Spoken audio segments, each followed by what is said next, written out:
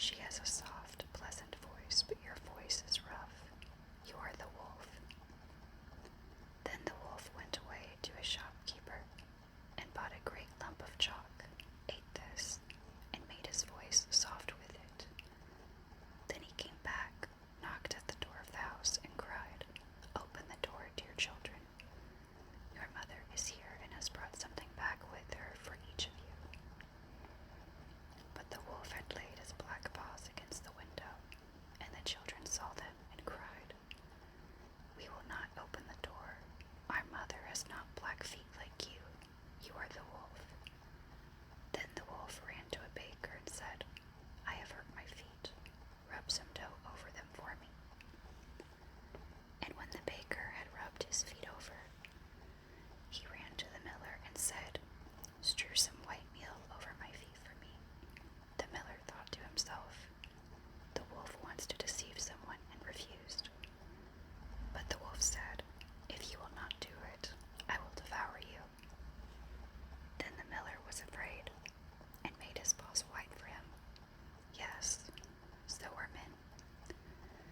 Now the wretch went for the third time to the house door, knocked at it, and said, "Open the door for me, children.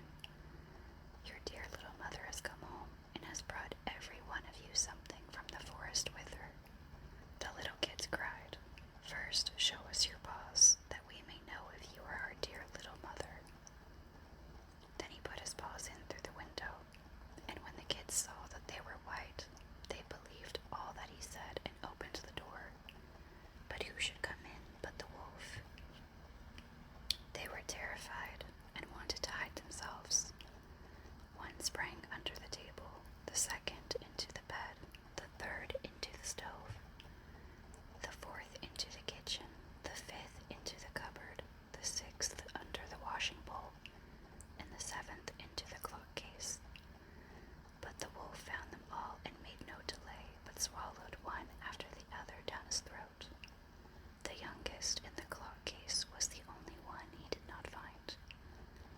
When the wolf had satisfied his appetite, he took himself off, laid himself under a tree in the green meadow outside, and began to sleep. Soon afterward, the old goat came home again from the forest. Ah, what a sight she saw there!